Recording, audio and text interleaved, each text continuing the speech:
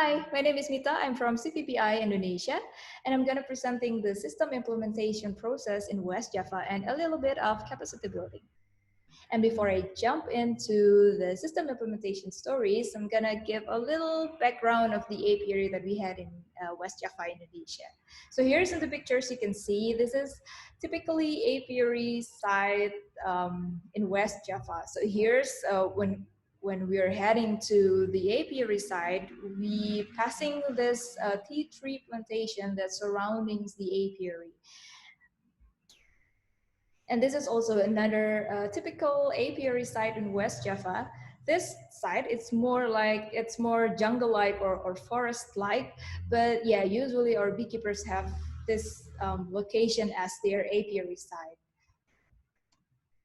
And with that surroundings, landscape, and area, and also usually it's located in the hilly side of the landscape, it's natural for our beekeepers to build this kind of semi-permanent building as a resting place. We call this semi-permanent building in West Java and also in other regions in Indonesia, we call it saung. It's more like a hut where the beekeepers can take a break when they're checking their hives, because in this hilly landscaping, they scattered around 50 until 300 beehives they own. So they need this kind of resting place to catch some breath or to take a rest. And this hut or this resting place, this saung, plays an important role in our implementation process. I will get back to this on the upcoming slides. And aside from the landscape, the dimension of the man-made beehives is also plays an important roles in the system implementations, because different dimension of man-made beehives, it means we need to adjust the monitoring system that we want to implement. Here in the illustrations, you can see the mellifera beehives, Serrana beehives, and Trigona beehives, as well as DIY beehives. In West Java, our beekeepers kept not only mellifera or Serrana, which more similar type of bees, but they also kept Trigona. It's a much smaller type of bees. And the DIY beehives is some of our beekeepers partner built the beehives with an upcycled material. So the dimension is quite depending on how much material that they can find in the jungle or in the forest. So it's also became a consideration for us when it came to system implementations. Other than that type of beehives, this is also one of the beehives that our beekeepers own. This is more like a trap box. As you can see, there are no frames in this kind of beehives. But along the process of the system implementation, we learned that the monitoring system can work best with the beehives that have frames in it instead of this kind of beehives. So now we're going to go to the system implementation process. This is the typical beehives structure that we have in West Java. This is how it looks before the system are implemented inside. And this is how it looks when the systems are already implemented. And in these pictures, you can see there are cables coming out from the beehives. Where we received an instant feedback from our beekeepers is because our beekeepers in West Java, they have the past for them is not only a cockroach or geckos or civet or monkeys, but there are also human pests, as in a sense, in thieves. So this kind of cables out from the beehives indicate there's something else inside the beehive. So the beekeepers feel insecure to leave these beehives as is. They demand that this monitoring system can be implemented as seamless as possible to leave the curiosity of potential thieves. So when I told you about the resting place, the hut, so this is where it came in handy. In West Java, as you can see, the beehives is placed below like tall trees to give it shades because it's quite hot. But it also challenging for us to place this kind of solar panel on top of trees.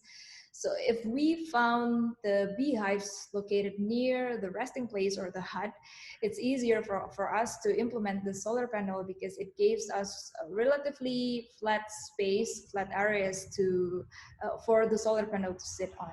So this is one of the advantage that of the resting place, the hut that I mentioned before. This is another type of beehives that we implemented. Aside from Ciwidey, we also implement this system in the apiary near Bandung City. And in this apiary, this is in Ciburial, we found this cute beehives where it looks like fairy houses, but it also challenging for us because this type of beehives has lots of open air. It's challenging for us to place the temperature sensors inside the colony because we always get similar temperature measure with the outside temperature. So this is also not an ideal beehives to work with if we want to implement the monitoring system. So then we encounter this beekeepers. His name is Pak Koswara. Pak Koswara Apiaries is near his house, which located in the peri-urban area in West Java, near Bandung. So it's like 30 minutes drive from Bandung. And he owns not only one location, but several locations near his place. And when we try to implement our systems there, we also took some experiment whether Pakoswara can implement the system by himself. And it turns out that he can, it's quite easy for him to implement the system inside his beehives.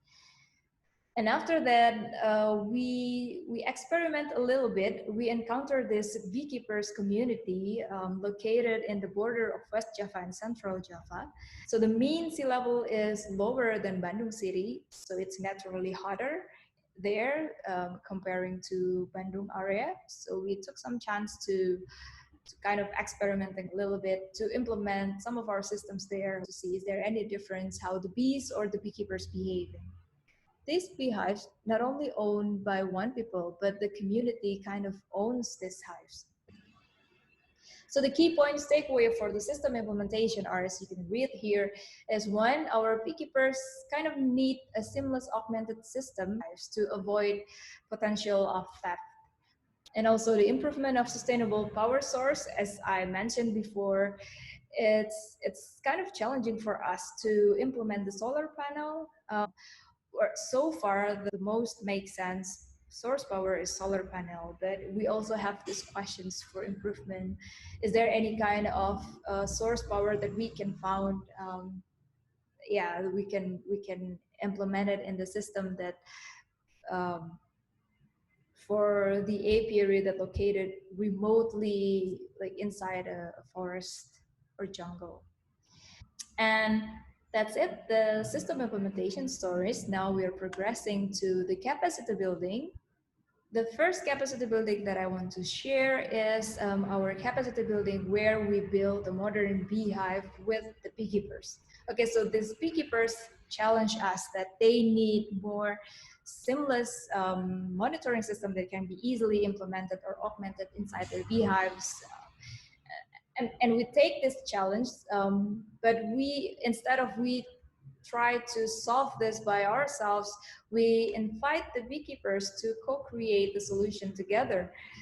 So we ask the beekeepers, what is your initial beehives looks like, and what kind of sensors that we need to place inside your beehives, and how can we create a beehives that can be easily implemented by this monitoring system. So we took some time and an opportunity to create, together creating this beehives.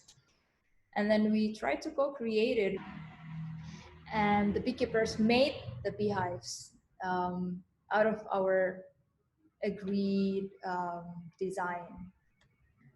And other capacity building that we conducted is the monitoring system creation. We invite students from Bandung Polytechnic School come to our office to have these workshops to build a monitoring system. We introduced the agile product development approach, and as well as user-centered design approach to create a product. And we also introduce our SAMS monitoring system, how it works, what kind of sensors that it used, and we open opportunities for them to create a new one based on this monitoring system. For us, this workshop gives us chance to see our monitoring system with fresh eyes. And this is the process after they design what kind of sensors that they want to use, what kind of microcomputer they want to use, and they build it themselves based on the SAMS monitoring systems. So that's it from the system implementation stories. More on capacity building, my colleagues from UNPAD will tell you more on that. So thank you for listening to my presentation, and I really hope to see you in the Q&A session. Bye.